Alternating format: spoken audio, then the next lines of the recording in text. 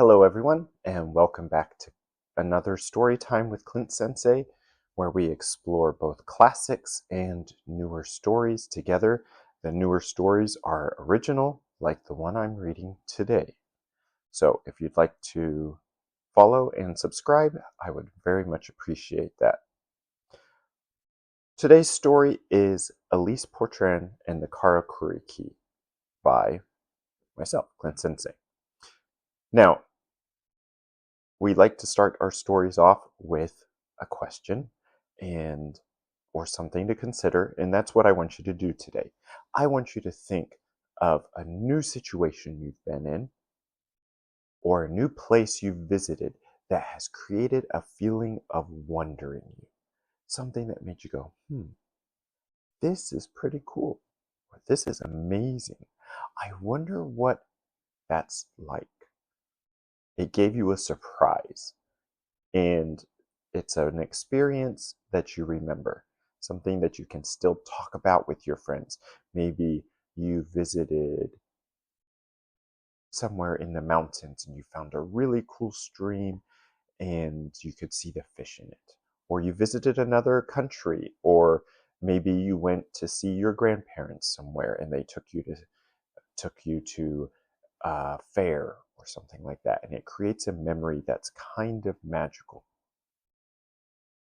That's what I want to show you in this story today. This story is written for my niece, Elise, one of my many nieces, and I'm writing stories for all of my nieces and nephews. So this one, Elise and the Karakuri Key, Chapter 1, Jet Lag and Hydrangeas. And hydrangeas are a really pretty flower that's kind of fluffy like a snowball made up of many small flowers, and I'm going to put a picture on this side so you can see it. To Elise, the sky had looked like an endless blank slate of gray wool for the last 2 hours. She pressed her forehead against the cool, thick plastic of the airplane window, her eyes blinking heavily against the kind of deep, bone-weary exhaustion that only comes from crossing an entire ocean. Her ears popped with a sharp click as the massive jet began its long, gradual descent. Then the wool parted. A sharp island of dark, purple-gray rock tore through the sea of clouds, rising high into the crisp upper air. It was a perfectly symmetrical cone, stark and massive against the horizon. There was no white cap of snow on its crest. It was late August, the very peak of summer. But Elise recognized the majestic silhouette instantly. "Ladies and gentlemen," the pilot's voice crackled over the cabin speakers, first in smooth Japanese and then in English. "If you look out the right side of the aircraft, you'll catch a clear view of Mount Fuji. We will be landing at Narita International Airport in approximately 30 minutes. A collective rustle went through the cabin as passengers leaned across aisles to catch a glimpse. But Elise was already staring, transfixed. She had seen that exact mountain in textbooks, on postcards, and in the corner of anime posters back home. But seeing it cut through the clouds like a slumbering giant made a tiny spark of electricity dance in her stomach. "I'm really here," she thought, her fingers tightening around the straps of her small backpack. Japan!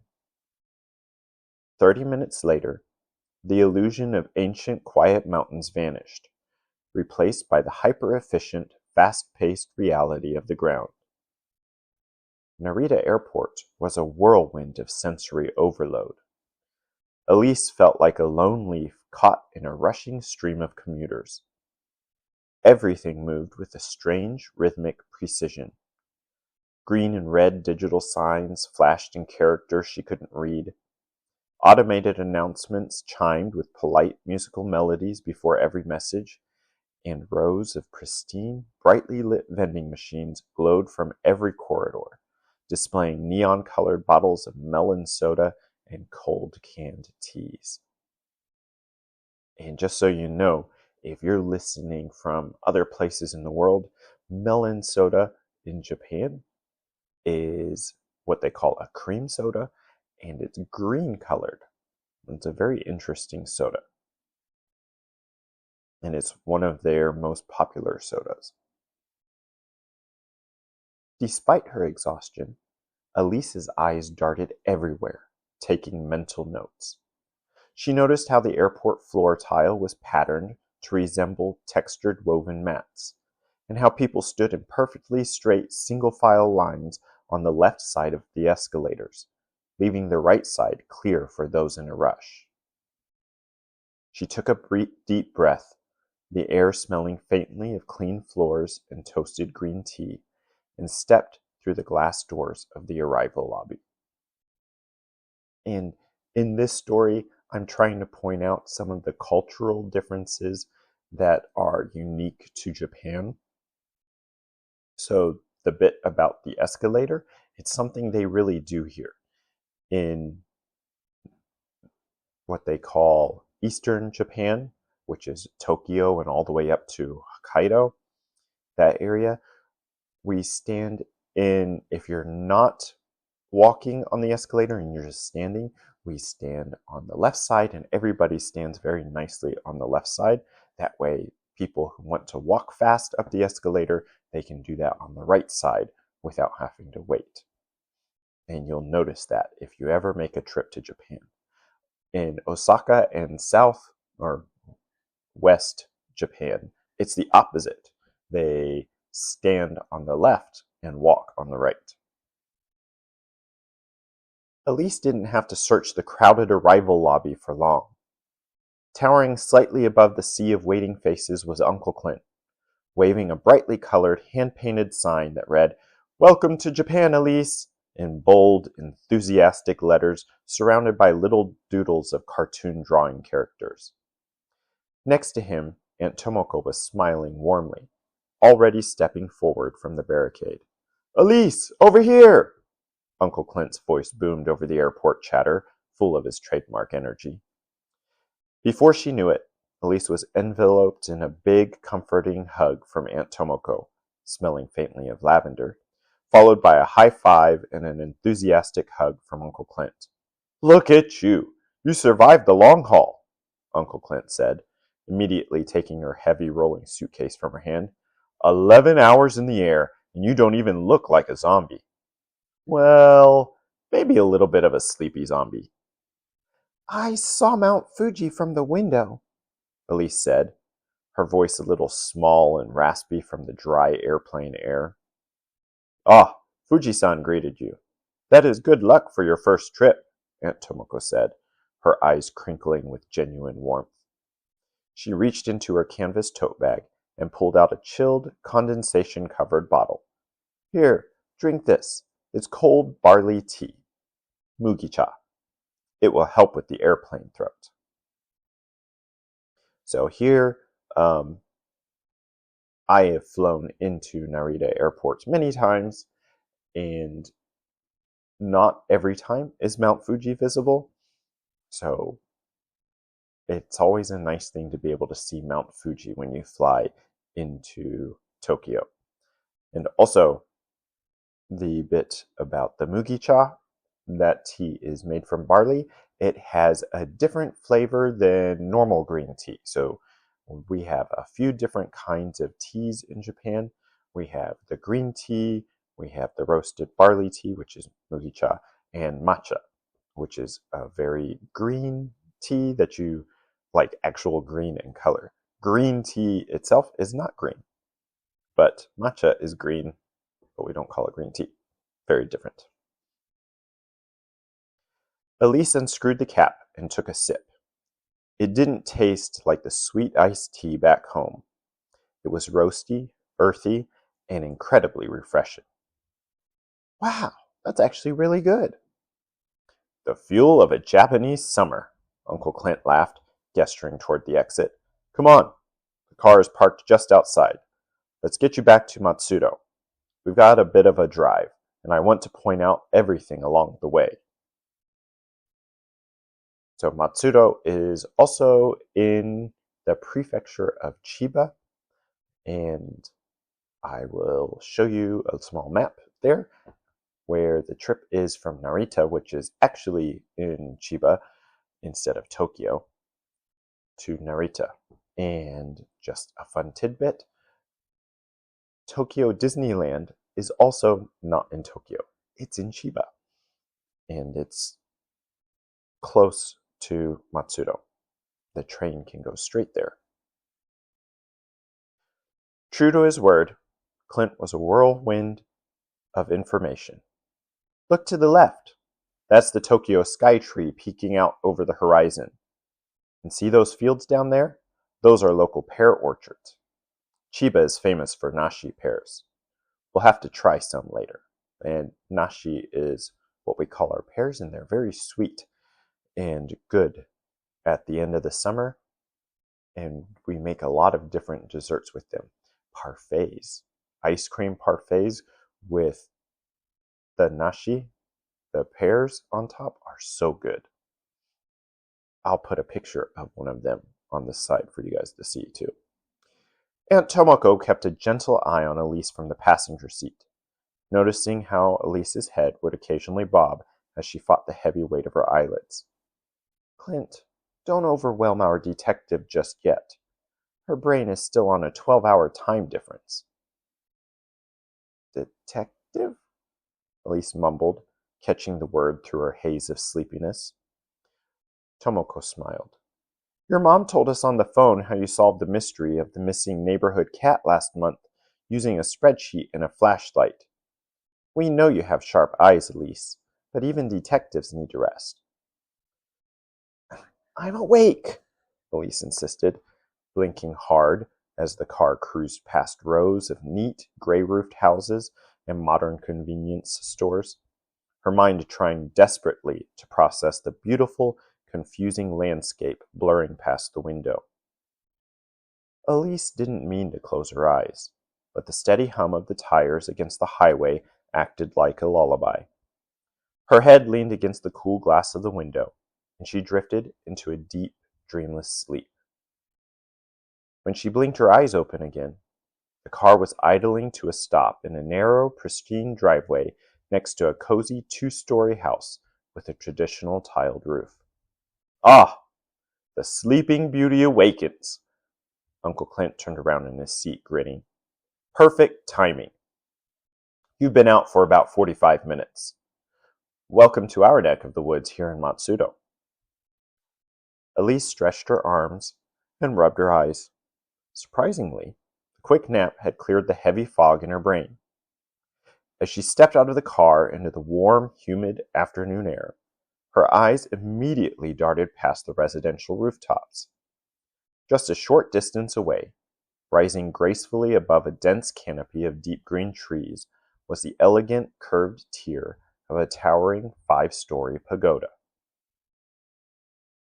And summers in Japan, July and August especially, are extremely humid.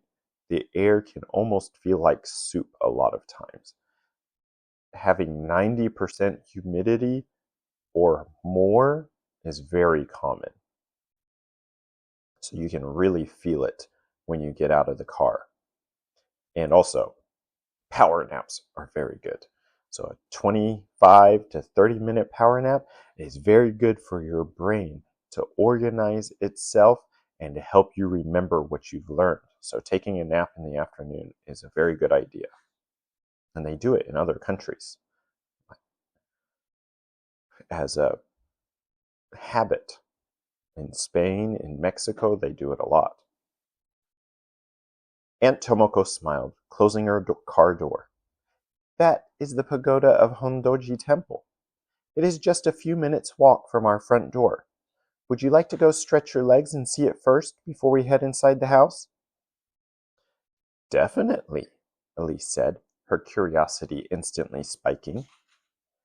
I like going there at this time of day, Aunt Tomoko added, checking her watch. The evening temple bell will ring soon, and it is usually very serene. And serene means calm and peaceful.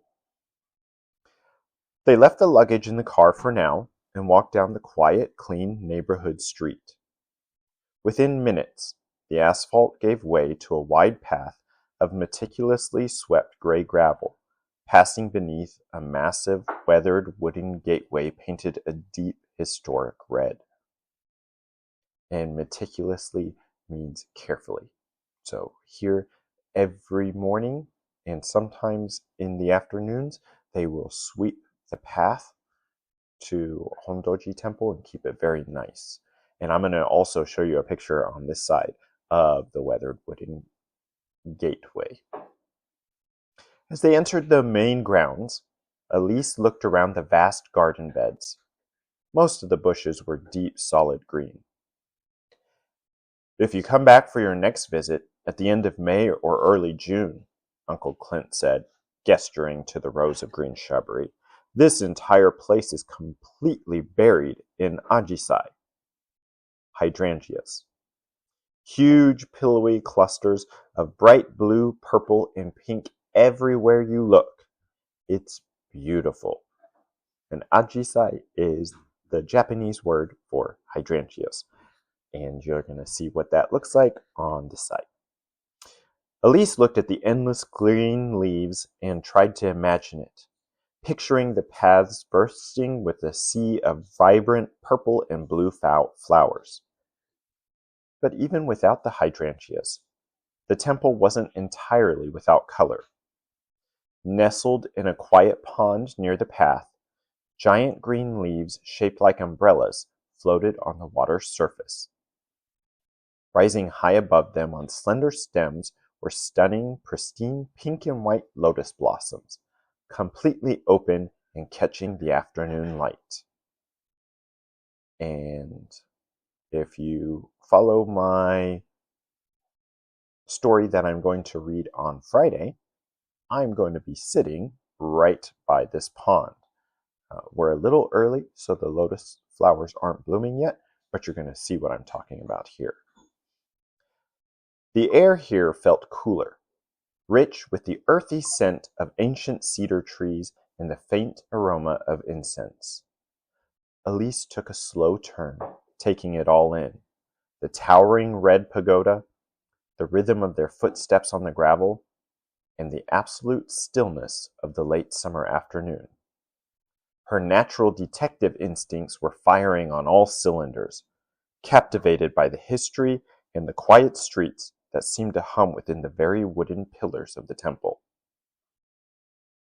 So, I'm hoping to give you a little bit of a glimpse into Elise's character as it is in the story.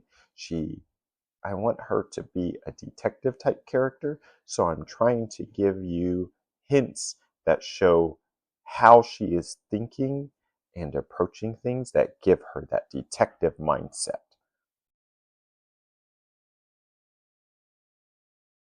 Just as Aunt Tomoko had predicted, the deep, resonant gong of the massive temple bell began to echo through the trees.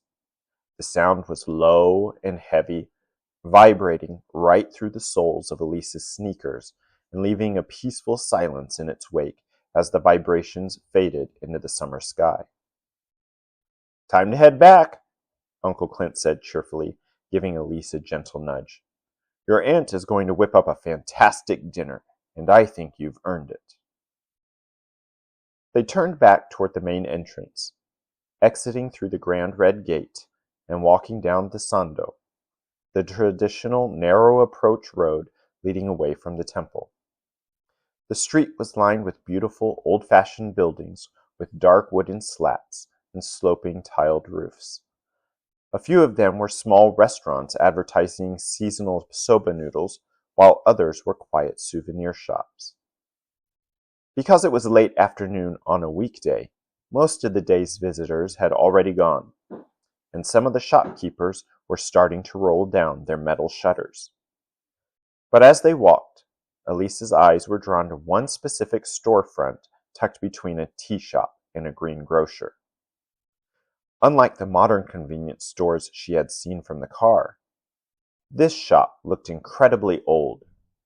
its dark timber weathered to a beautiful charcoal gray.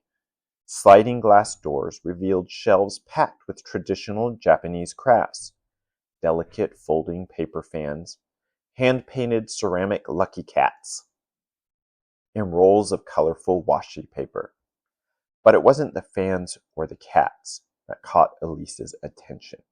And I'll put a picture of the lucky cats here. You might have seen the ones that have the paw that goes like this. And they think that's lucky because it pulls in the money. And a lot of times you will see the ceramic lucky cats holding or with a piece of gold money. And it's a very traditional thing here in Japan. Displayed prominently in the center of the front window, resting on a faded piece of purple velvet, was an array of intricate interlocking wooden blocks and boxes. Some were small and square, others were multi-sided, inlaid with beautiful geometric wooden mosaics of light and dark timber. Elise stopped dead in her tracks, her forehead nearly pressing against the shop glass. "Look at those," she whispered. And I'm going to put a picture over here. Uncle Clint stepped up beside her, looking over her shoulder. "Ah, those are Karakuri boxes, traditional Japanese puzzle boxes. They've been making them for hundreds of years. You have to slide the panels in a precise order, sometimes dozens of times, just to get them to open up a tiny millimeter." A puzzle box! Elise felt a familiar electric spark of excitement zip through her chest.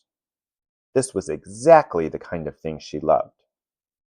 "They are very clever," Aunt Tomoko said, stepping up to the doorway, "and this shop belongs to Kamigata-san. Her family has been selling crafts here for generations. Come, Elise, let's go inside before she closes. You can pick out a small souvenir for your friends back home." As Elise pushed open the sliding glass door, a little brass bell chimed overhead. The shop smelled of old wood, tatami mats, and sweet incense. And there, sitting behind the polished wooden counter, was an old woman who looked as much a part of the history as the temple itself. Elise took a breath, stepped inside, and smiled. Her vacation was officially over, and her very first international case was about to begin. She could just feel it. And that's the end of chapter 1. I did want to point out a few things here. So, picking out souvenirs for people back home is a very important part of Japanese culture. When you visit a different place, a different location, then it is the traditional custom here to buy small little gifts that you can take back for people you work with or people at your school and your friends and family to give them. A lot of times those will be food snacks, but sometimes they can be more gift type souvenir gifts. But food snacks are great because where you travel to in Japan, every prefecture and even sometimes different cities, they always have their own special souvenirs. And I mentioned that Chiba is famous for their pears, and we're also famous for peanuts. Chiba is also famous for peanuts, so we have a lot of different peanut snacks as well. And then the tatami mats are also going to be over here in a picture.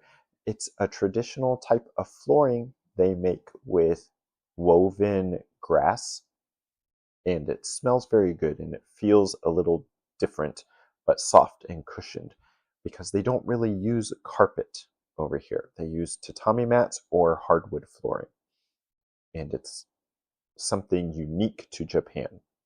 So very interesting to see that. Well, I will be continuing this story on Wednesdays. So chapter 2 will come up next Wednesday, and I hope that you will follow along and subscribe for the next part.